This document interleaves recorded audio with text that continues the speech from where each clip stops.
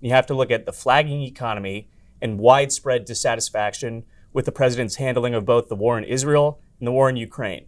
Republicans have been pushing back on all this excess funding in Ukraine for years now, really, and Democrats are starting to sour on the way President Biden is handling the situation in the Middle East. It's going to become a major make or break issue for Democrats as this conflict extends, and I don't think it's one that's going to help President Biden's reelection chances come 2024. Welcome to Reporter's Notebook, where we talk to the Washington Examiner's top journalists about the stories breaking on their beats. I'm Jim Antle. I'm joined today by White House reporter Christian Datoc. Christian, we've seen some polling, particularly in the battleground states, that tests President Joe Biden against former President Donald Trump. Some of the news hasn't been very good, has it? Certainly not, Jim. And for months, Trump and Biden, especially in those battleground states, have been neck and neck.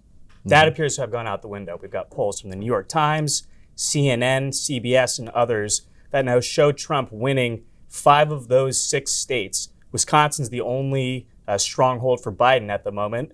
And then beyond that, national polls now have Trump leading Biden by as many as 4 points. So things started out poorly to begin this year for the president's reelection hopes, and they've just gotten worse since. And it's got to be a little concerning for the Biden team because in both 2016 when Trump won and 2020 when he lost, he did outperform the public polling averages.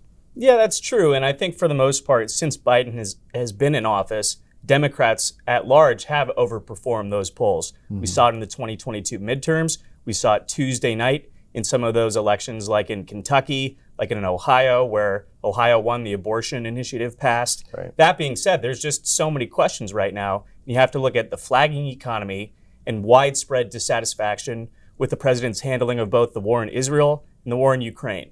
Republicans have been pushing back on all this excess funding in Ukraine for years now, really, and Democrats are starting to sour on the way President Biden is handling the situation in the Middle East.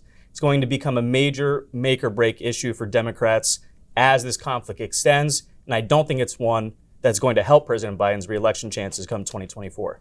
It is something, though, that gives them a little bit of a talking point, though, right? They can say, okay, our poll numbers are bad, but the actual elections that have happened since we've been in office have generally been pretty good for Democrats, or certainly have exceeded expectations. It's certainly a line we've been hearing coming from the White House, coming from the Biden campaign. They say all of these polls need to be taken with a grain of salt. They don't tell the whole story. But again, how many times can you overcome polling? We've had 2 consecutive election cycles for the Biden administration where they've overperformed polls. Can that hold for a third? I think another thing that's really going to possibly pull support away from the president's reelection hopes are all of these potential third-party challengers. We got news that Jill Stein is going to be running. We got news that Joe Manchin won't be seeking re-election, and many are anticipating he will jump in the race in the coming months. So all of those figures being on the left side of the aisle, you'd think they would pull support away from Joe Biden, even though he is the incumbent.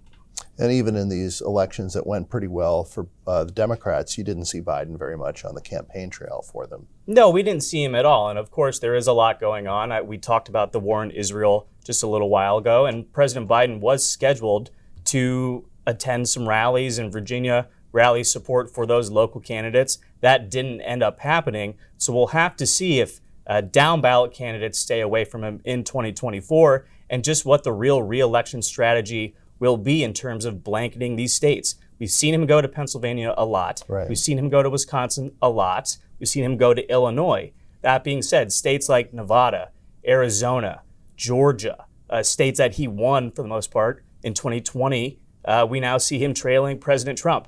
How long will it take for him to flip those numbers? And will it take extended time on the ground? Or is this just sort of going to be a, let's pray that people trust in Bidenomics and the polls will be wrong again? One area where I think they have some hope, rightly or wrongly, is they're getting ready to have a bit of a shutdown showdown with congressional Republicans. And that has tended to work in the Democrats' favor at certain points in the past. That's right, Jim. And if it feels like we just did this a month ago, that would be because you're correct. We did do this a month ago. We had a different speaker then, Kevin McCarthy. Now it's Mike Johnson. That being said, the president hasn't really shifted his line. He said, I've submitted my funding requests. Republicans need to pass them. They need to do their job and help the American people. That being said, we saw a little bit of space today from Biden where he said he was open to negotiating with Republicans on border funding.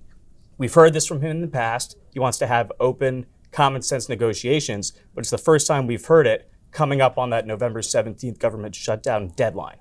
So with this do your job mantra, maybe if Bill Belichick is no longer with the Patriots, he can be a Biden team negotiator. It's certainly a possibility. The Patriots aren't having a great season. I'm sorry for that, Jim. Appreciate it. But, do your job. I think that's what it comes down to at the end of the day. Hashtag. Thank you, Christian. You can read Christian and the rest of our political team's coverage at washingtonexaminer.com.